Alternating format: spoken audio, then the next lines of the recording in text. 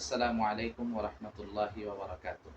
সম্মানিত দর্শক শ্রোতা, আজকে আমি আপনাদের সামনে উপস্থিত হয়েছি একটি অত্যন্ত গুরুত্বপূর্ণ এবং চমৎকার কিতাব নিয়ে।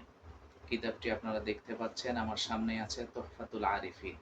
আমি আবারও বলছি, কিতাবটির নাম তুহফাতুল আরিফিন। কিতাবটির লেখক হযরত মাওলানা আব্দুল গাফফার শাহপুরী হাফিজাহুল্লাহ। যে কোনো ভাষার একটি অত্যন্ত গুরুত্বপূর্ণ সাহিত্যের অংশ হচ্ছে শের, আশআর, কাসায়েদ, নাশিদ এবং কবিতা, কাব্যমালা। এই কিতাবটি কবিতা, কাব্যমালা এবং আশআর সম্বলিত এবং এই বিষয় সম্পর্কেই রচিত। আমরা জানি যে কোনো ভাষার একটি অন্যতম অধ্যায় কাব্য, আশআর।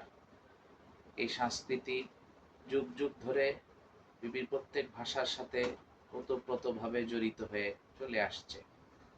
এমনকি ইসলামের সূচনা লগ্নে হযরত রাসূলুল্লাহ সাল্লাল্লাহু আলাইহি ওয়াসাল্লামের যুগেও কেউ যখন কারো প্রশংসা করত, এই কাব্যের ব্যাপক ব্যবহার ছিল।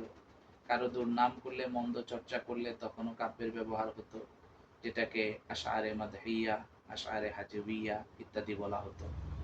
কারণ মানুষ তার স্বভাবগত কারণে, তার ফিতরাতগত কারণে যে কোনো একটা কথা কাব্যাকারে বললে, শের আশআরের মাধ্যমে বললে সেটা মানুষের অন্তরে বেশি প্রভাব ফেলে, মানুষের অন্তর তা সহজে গ্রহণ করে নেয়। সে কারণেই এসব বিষয়গুলোতে কাব্যকে, আশআরকেই প্রাধান্য দেওয়া হতো বেশি। এমনকি আল্লাহ রসুল সাল্লাল্লাহু আলাইহি ওয়াসাল্লামের যুগে সাহাবায়ে কেরামের যে জিহাদ ছিল, ইসলামের যুদ্ধ বিগ্রহ ছিল, সেখানেও সাহাবায়ে কেরাম মুজাহিদিনদের কর্মতৎপরতা, উদ্দীপনা এবং তাদের রণ প্রস্তুতিকে, তাদের রণগতিকে বেগবান করার জন্য সাহাবায়ে কেরাম পারস্পরিক রণসঙ্গীত পরিবেশন করতেন, আশআরে রাজাস ওনারা পাঠ করতেন। এই সংস্কৃতি যুগ যুগ ধরে মুসলমানদের ঐতিহ্যের সাথে মিশে আছে। আমাদের আসলাফ, আকাবিরিন এবং বুজুর্গানে দিন ওনারা বিভিন্ন ওয়াজ মাহফিলে, নাসিহাতে আকাবির আসলাফের একটা আদর্শই ছিল যে ওনারা বয়ানের সময় এই আশআরগুলো দিয়ে মানুষকে আল্লাহর পক্ষ থেকে আল্লাহর প্রেম জাগাতেন মানুষের হৃদয়ে, রাসূলুল্লাহ সাল্লাল্লাহু আলাইহি ওয়াসাল্লামের ভালোবাসা জাগাতেন মানুষের হৃদয়ে এবং ইসলামের বিভিন্ন দিকগুলো সৌন্দর্য ফুটিয়ে তুলতেন এই আশআরের মাধ্যমে। কিন্তু অত্যন্ত পরিতাপ ও দুঃখের বিষয়, সাম্প্রতিক সময়ে এই আশআরের সংস্কৃতি মুসলমানদের মধ্য থেকে বিলুপ্ত প্রায়। মুসলমান হারাতে বসেছে তাদের এই গৌরবোজ্জ্বল ইতিহাস এবং সাংস্কৃতিক ঐতিহ্যকে। সেই হারানো ঐতিহ্যকে পুনরুদ্ধার করে, পুনরুজ্জীবিত করে মুসলমানদের সামনে আবারও ফুটিয়ে তুলেছেন হযরত মাওলানা আব্দুল গাফফার শাহপুরী হাফিজাহুল্লাহ। এই গ্রন্থমালার মাধ্যমে আপনারা দেখতে পাচ্ছেন, আমার সামনে আছে তুহফাতুল আরিফিন।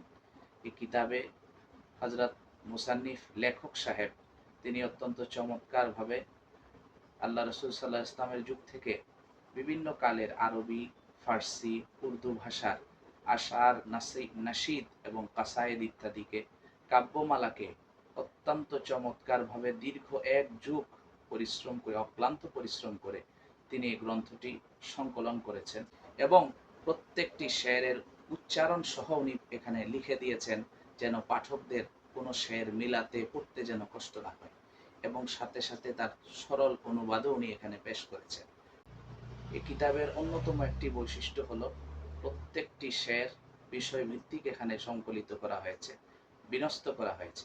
আপনি যে কোনো বিষয় সম্পর্কে, আল্লাহর প্রেম সম্পর্কে, রাসূলুল্লাহ সাল্লাল্লাহু আলাইহি ওয়াসাল্লামের ইশক সম্পর্কে, সাহাবায়ে কেরামের আজমত সম্পর্কে, বা ইসলামের যে কোনো সাইডে যে কোনো বিষয়ভিত্তিক কোনো কবিতা, কোনো শের অনুসন্ধানী যদি হন, তাহলে নিশ্চিত আপনার জন্য এই কিতাব হবে একটি উত্তম পাথেয় এবং একটি সহজ ঠিকানা এই কিতাব আপনার জন্য হবে। তাই আমি আশা করব উলামায়ে কেরাম, তালিবুল ইলম এবং শেরের প্রতি যাদের অনুরাগ এবং আগ্রহ, তারা সকলে এই বই থেকে ভরপুর উপকৃত হতে পারবেন। তাই আর দেরি না করে আজই যোগাযোগ করুন। আপনাদের পাঠক চাহিদা পূরণের এক অনন্য প্রতিষ্ঠান মাকতাবাতুল আবেদিনে আপনি অনলাইনের দেওয়া নাম্বারে যোগাযোগ করবেন। ইনশাআল্লাহ যথাসময়ে আপনার কাঙ্ক্ষিত ঠিকানায় আপনার কাঙ্ক্ষিত কিতাব পৌঁছে যাবে। আসসালামু আলাইকুম ওয়া রাহমাতুল্লাহি ওয়া বারাকাতুহু।